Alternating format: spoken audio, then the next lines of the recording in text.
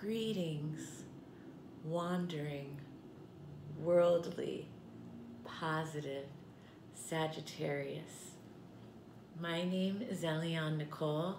I'm an astrologer and tarot card reader, and now I'm going to do the November 2020 forecast for Sagittarius, and I'm going to start with the tarot reading, and I am going to talk about some of the planetary transits for November in the second half of the video. And I suggest that if you'd like to know more detailed planetary transits, then follow me on Instagram at astrology.tarot.Eliane Nicole, because there I do daily updates in my stories and regular updates in my feed about what's going on with the planets, and I write about it in a more detailed way. But here I do broad strokes, and if you watch the videos for your sun and rising if you have a day chart, and your moon and rising if you have a night chart, then yeah, you can get a good idea of some of what to expect. And as we enter the month of November, Sagittarius, the Five of Cups reversed. So this has to do with healing, getting over a disappointment. And it's also about gratitude and kind of turning around and being grateful for what's still salvageable about the situation, rather than focusing on what is lost in the situation. And you were covered by the Eight of Swords. So this could just be kind of being in your head about something, or feeling trapped in a certain situation, maybe feeling trapped by the quarantine, or I know that Sagittarius really loves being free. You were crossed by the Empress. So this is the feminine creative principle. The basis is the Devil reverse. This is about liberation. This is about, you know, coming out of a situation of bondage, release. What's leaving? This is the Six of Swords. It could be a short trip or journey, or it could be just moving away from choppy emotional waters towards more calm, serene emotional state. What will come into being? Around mid-month, we see a big change for Sagittarius. What will come into being? This is the moon. So this is going to be also around mid-month, and this is looking at the new moon of Scorpio, which is a very deep new moon, and it deals with themes of death, of elimination, rebirth, regeneration, reinventing, and it also deals with secrets, with mysteries, investigations, psychoanalysis, any of those kinds of very deep transformational things. Fears or insecurities, it looks like it has to do with diffusing a conflict. Others see you. It looks like you are getting a favorable contract or negotiation or financial award or distribution. Your positive feelings. Towards the end of the month, this is a decision you're making, a financial or business decision you're making about whether or not to continue to work on something that you've already invested a lot of time and energy into and kind of already started to see the fruits of, or to try this other thing that you are kind of thinking about and have your eye on. And then the outcome is the Fool reverse. So at the end of the month, it looks like there may be, you may be second guessing yourself about something at the end of November. And that is the tarot overview for Sagittarius for the month of November. And now I'm going to talk a little bit about the planetary transits. So as we enter the month of November, we are just coming off of the full blue moon on Halloween that was really expected to bring a big surprise. And for Sagittarius, that was in your 6th house. And the 6th house is, it can be in the area of health.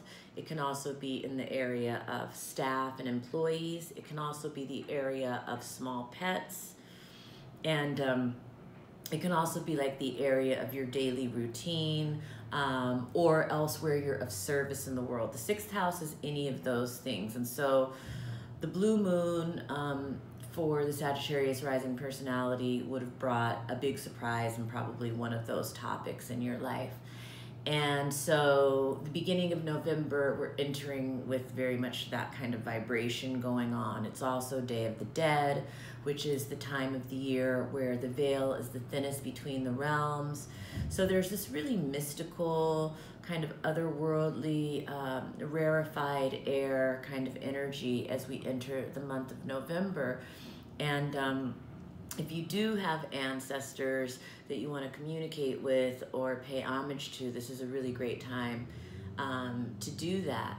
November 3rd, Mercury is finally going direct, and it's stationing direct on election day, which if you've watched my former videos in the months leading up to this, I've talked a lot about how we probably wouldn't find out the results on election day. Well, now the news is even reporting that. So, you know, but the astrologers have been seeing it ever since, you know, we studied kind of the year of 2020 and saw that Mercury would be stationing retrograde on election day. But aside from that, in our own personal lives, wherever Mercury is stationing retrograde, you know, it's going to be, well, it's strongly felt and emphasized, the energy. And Mercury, of course, is communications.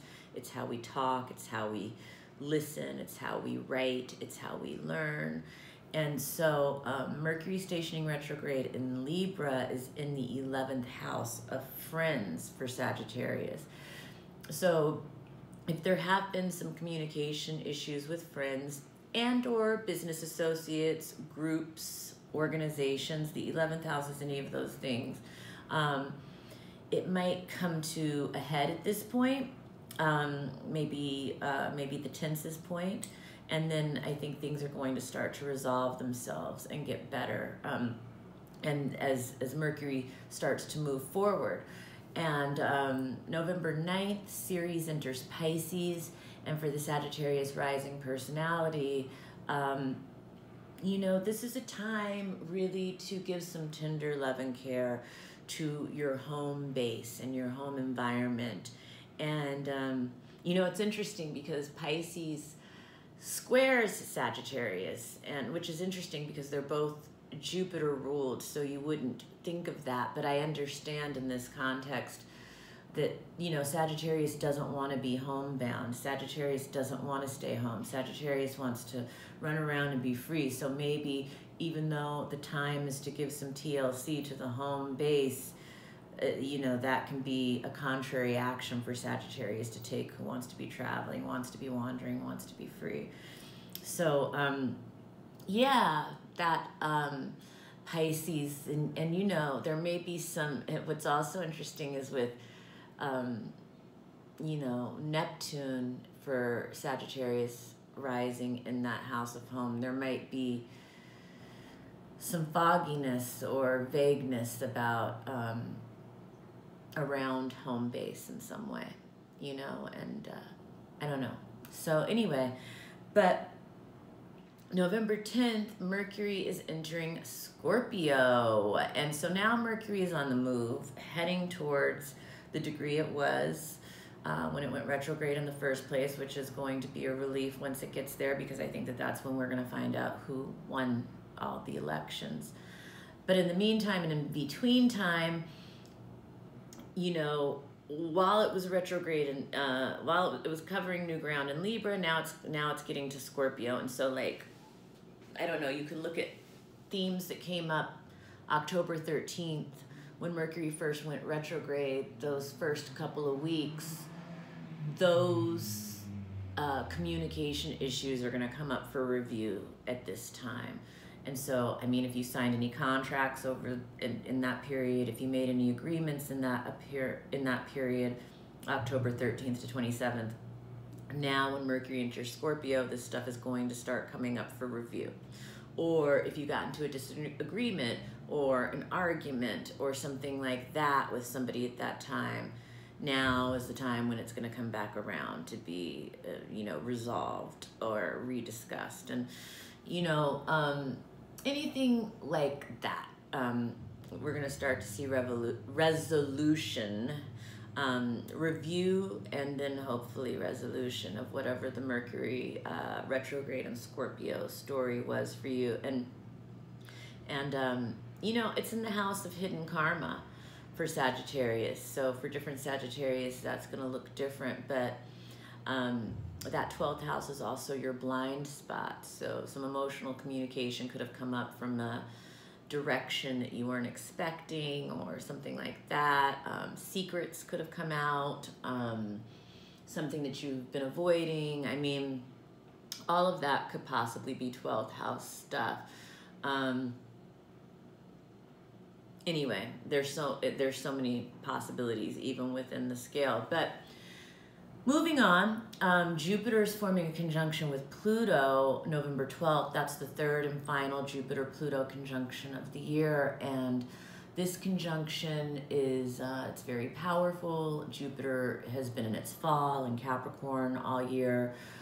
So that's an interesting expression of Jupiter that we've been dealing with. But Jupiter expands whatever it's next to. So next to Pluto, that's expansion of power and wealth. That's expansion of conspiracy theories. That's also expansion of death and destruction and the disease. So at this time in November, we can expect a resurgence of all of that, which has been reflected in the Jupiter-Pluto exacts this year, which first occurred April 4th, then June 30th, and now this is the third and final one. And that conjunction has been a big, distinguishing characteristic of this year. And November 13th, Mars goes direct. So this mid-November pocket is very dynamic, and it's kind of just like, I think if you follow my videos, I've been saying the toughest astrology of the year by far is September 9th through mid-November. And basically that is, it's kind of coming to a crescendo point in mid-November, and then things are going to start to slowly but surely get better. I mean, I feel like Sagittarius season, your season, of course, is going to be a breath of fresh air and optimism and hope and faith when it finally arrives around the 21st when the sun enters Sagittarius. But first, when Mars stations direct on the 13th in Aries, that's going to be whatever we have been fighting for, wherever the conflict is in our life, in the Mars story that's been unfolding since September, which for Sagittarius looks like it could be around creative projects. It could also have to do with impulse control over indulgence in fun or joy or things like that. Overindulgence in sex, possibly. For different Sagittarius, that will manifest in different ways. But whatever that story, that Mars retrograde story has been for you, it's going to come to its most intense point, and then it's going to start to resolve itself. But it will still be a story that is forging a resolution through the first week of the new year. And November 14th is the new moon in Scorpio. And the new moon in Scorpio, new moons are a great cosmic fertile soil to plant the seeds of intention that you want to manifest. This new moon is in your house of hidden karma. It's in the 12th house, and so it's Scorpio. Scorpio themes are elimination, death, transformation, rebirth, regeneration, reinventing oneself. It also has to do with other people's money, so it's debts, it's loans, settlements, wills, inheritances, alimony, setting intentions around any of those things. And then this is also a great time if there are ancestors that you want to communicate with or pay homage to in any way. The Scorpio new moon is a great time for that. And in general, the Scorpio new moon is a great time for magic and any kind of manifestation rituals that you want to do. And that's November 14th and 23 degrees Scorpio. November 20th, Mercury is finally out of shadow, so that's when communication issues will be resolved. This is when I expect we will probably find out who have won all of the elections. November 21st, Venus enters Scorpio the same day Sun enters Sagittarius. So Venus in Scorpio is, Venus is leaving her exaltation and going back into, you know, her fall sign of Scorpio. And Venus in Scorpio, I think, is just a time when we are going to be favoring deep connections, deep bonds, over, you know, small talk or superficial interactions. We're going to be attracted to, you know, people, places, things, subject matter, content that has some depth to it, and maybe things that are on the darker side, maybe things that are on the more taboo side, you know, the mysteries of life, possibly, things like that. Once Venus enters Scorpio. And then Sagittarius brings some optimism and faith. And I think that, I don't know, I just get a sense of how everything shake out with the election. By November 20th, my read on it is that's when we kind of find out. And then by, you know, regardless of which side of things we fall on and whether we're happy or not with what the apparent result is, there is this sense of like, okay, now we know what we're dealing with and how do we move forward to the future with the best outlook. That's the best way, you know, to look at it right now, I think, for me. I do have an idea of who's going to win the president. I don't want to say that because I don't think it's responsible of me necessarily to say that. So anyway, that's something that is a philosophical choice for me at this time. I think I share it on one-on-one readings depending on the client, but yeah, anyway, enough of that. November 26th is Thanksgiving or Thanks-taking, depending on how you look at it.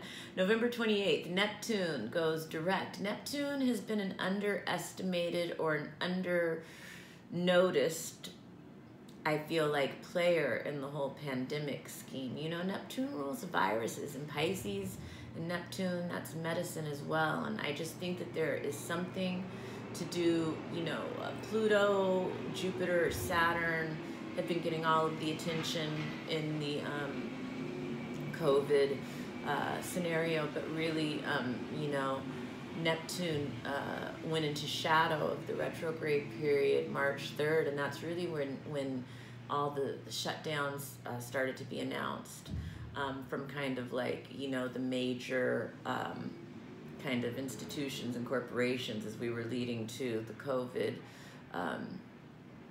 quarantine, the initial quarantine in March. And anyway, Neptune finally goes direct on the 28th, but it doesn't return to the degree it was when it went retrograde until March 21st, 2021. And I look at that as the date when we're finally out from under the COVID cloud. And whether that's a vaccine or a treatment or it's moved through the herd, I don't know the specifics of that yet. It's still cloudy, like Neptune is very cloudy.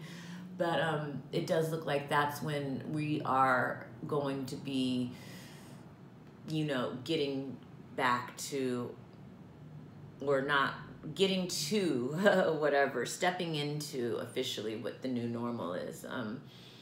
We won't be going back to what we saw as normal because that's an era gone by. But, and then finally, November 30th is the full moon and pre-numbral lunar eclipse in Gemini. And for Sagittarius, that's happening in your 7th house of marriage and relationships, It's also the house of business partnerships, and so there will be illumination in that area. There could be a culmination in that area, and there will certainly, you know, and sometimes eclipses bring up the shadow in ourselves or in others, and which can be shocking, but it is brought up so that we can acknowledge it and integrate it and, you know, come to another place. So it's a really dynamic, exciting time for Sagittarius. So thank you for joining me. And if you like this video, give me a like. If you didn't like it, give me a don't like. I hope you liked it though. Please subscribe to my channel if you have not already. Please share this video with other Sagittarii. And follow me on Instagram at astrology.tarot.Eliane Nicole. And please have a wonderful, wonderful November.